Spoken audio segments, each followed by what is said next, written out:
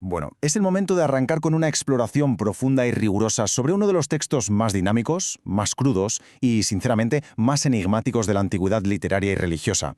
Hoy este análisis se centra de lleno en el Evangelio de Marcos. Y ojo, porque lejos de ser un simple relato histórico para leer con calma, este documento es una auténtica obra maestra de urgencia narrativa y de muchísima complejidad teológica. A lo largo de este recorrido vamos a desentrañar exactamente por qué este manuscrito está construido con un ritmo tan implacable, la influencia histórica real que se esconde detrás de sus palabras y, sobre todo, ese profundo misterio de por qué su figura central insiste una y otra vez en mantener su identidad completamente en la sombra. Es un viaje literario fascinante, un cambio de perspectiva que altera por completo la forma en que se entiende este texto clásico hoy en día. Bien, profundicemos en esto, observando cómo comienza la historia. Al analizar la clara diferencia estructural entre Mateo y Marcos, salta a la vista un contraste masivo, casi radical, en el estilo literario. Mateo se toma su tiempo, ¿verdad? Construye un preámbulo súper elaborado, con largas listas genealógicas para establecer un linaje real, y detalla meticulosamente las narrativas de la infancia. Marcos, en cambio, carece por completo de estos elementos introductorios. Nada. No hay genealogías, no hay pesebre. El texto lanza la narrativa directamente al bautismo y a la acción incesante. Es un inicio absolutamente abrupto que exige atención desde la primera línea. Y esa acción incesante simplemente no se detiene. Todo en este texto respira velocidad pura. Resulta que se utiliza la palabra griega eutus, que se traduce como al instante o inmediatamente, más de 40 veces a lo largo del manuscrito. El ritmo es rápido, incansable, urgente. Los eventos no fluyen de manera pausada y contemplativa, sino que literalmente colisionan unos con otros. Es una verdadera locomotora narrativa donde los personajes van de un lugar a otro, sanando, enseñando y enfrentando oposición, casi sin dejar espacio para recuperar el aliento. Claro, cualquiera podría pensar que este ritmo frenético es solo una cuestión de estilo, pero no, es una decisión de diseño totalmente intencional. La investigación académica y el análisis riguroso del contexto histórico sugieren fuertemente que este documento fue escrito originalmente para una comunidad cristiana en Roma que se encontraba bajo una severa persecución, posiblemente durante el reinado del emperador Nerón. Sabiendo esto, el texto deja de ser una historia casual de domingo y se transforma en un verdadero manual de supervivencia. La urgencia del lenguaje refleja la urgencia vital de su audiencia. Para una comunidad que enfrenta peligro inminente cada día, un texto que avanza a esta velocidad y va directo al grano resuena con una fuerza incomparable. Sección 1. La memoria de Pedro. La autoridad fundacional. Detrás de esta enorme intensidad narrativa hay una base histórica fundamental que le otorga toda su autoridad al relato. La tradición académica antigua sostiene sistemáticamente que Marcos no escribía de forma aislada, en una burbuja, sino que actuaba como el intérprete de Pedro, y esto ilustra brillantemente la autenticidad cruda del texto. Pensemos en esto.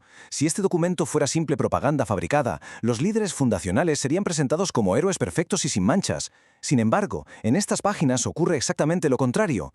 El manuscrito está lleno de detalles vívidos y, lo que es más sorprendente, no tiene la más mínima piedad al documentar los constantes fallos, miedos y malentendidos de los discípulos. Esta perspectiva tan poco favorecedora refleja precisamente el tipo de memoria honesta, casi arrepentida, que provendría del propio apóstol Pedro, quien experimentó de primera mano sus propias debilidades y caídas a lo largo de todo el relato. Sección 2. El secreto mesiánico. Un misterio central.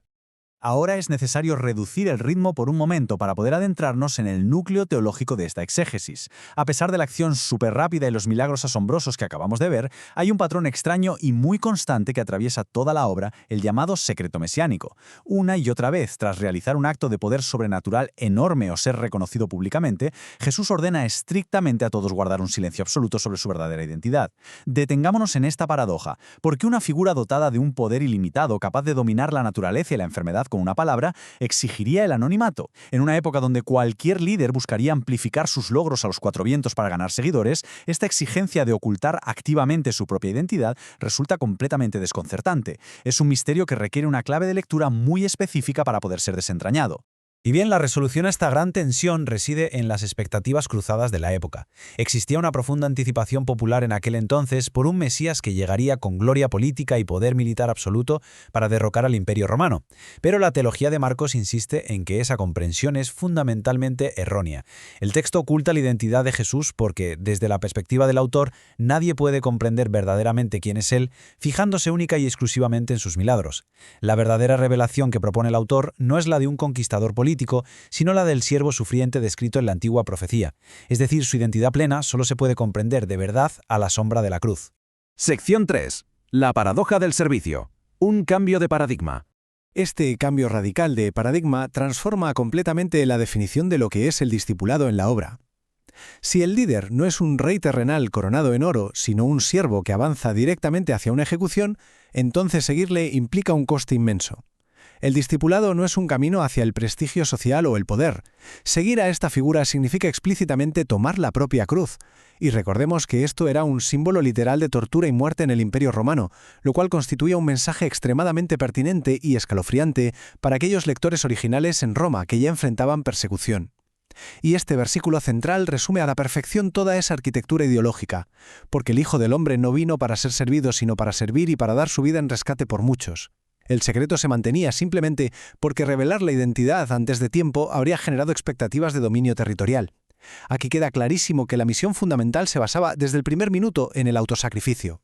Observar cómo interactúan los personajes con esta revelación saca a la luz una ironía que es verdaderamente trágica. A lo largo del camino, se repite un patrón casi desesperante. Por un lado, se expone con total claridad el destino inminente, anunciando sufrimiento, rechazo y muerte. Inmediatamente después, el texto muestra a los discípulos fracasando de manera espectacular en su comprensión. En lugar de asimilar el profundo mensaje del servicio, se enredan en disputas mezquinas sobre quién de ellos será el más importante en el supuesto nuevo gobierno. Es casi increíble presenciar esa desconexión total. El mensaje sublime del siervo sufriente choca de frente una y otra vez contra la absoluta ceguera de buscar la gloria humana. Sección 4. Un final abierto. El clímax sin resolver. Todo este monumental viaje, marcado por esa urgencia constante, el misterio velado y el incomprensible costo del discipulado, conduce finalmente a un clímax narrativo totalmente inesperado. Al aproximarnos al final del manuscrito, la estructura parece romperse. El Evangelio no concluye con resoluciones gloriosas y ordenadas en absoluto. Entonces, el punto crucial es este. Los manuscritos más antiguos y fiables que existen de esta obra literaria se detienen repentinamente en el capítulo 16, versículo 8. La escena es impactante. Las mujeres van al sepulcro, descubren que está totalmente vacío, reciben el gran anuncio de la resurrección, pero luego huyen aterrorizadas y temblorosas. Y el texto declara, sin más, que no dijeron nada a nadie porque tenían miedo. Es un final asombrosamente crudo. Silencio, terror y una oración que de hecho se queda gramaticalmente suspendida en el griego original marcan la conclusión de este relato fundacional. Y para que quede claro, esta conclusión tan brusca no es un error de preservación ni una página perdida, es un recurso retórico sencillamente brillante. Al dejar la narrativa así, suspendida en el miedo y la total incertidumbre, el documento exige de inmediato una respuesta fuera de sus páginas, obliga a quien lo lee a no ser un mero espectador pasivo de una historia antigua. Ante el sepulcro vacío y el abrumador silencio de los primeros testigos, se plantea la cuestión definitiva, transformando el relato en una decisión completamente viva para el presente. ¿Se creerá en la resurrección y se continuará la historia? Es sin duda un cierre provocador, un final que invita a la acción profunda y que garantiza de manera magistral que el Evangelio del instante nunca deje de avanzar.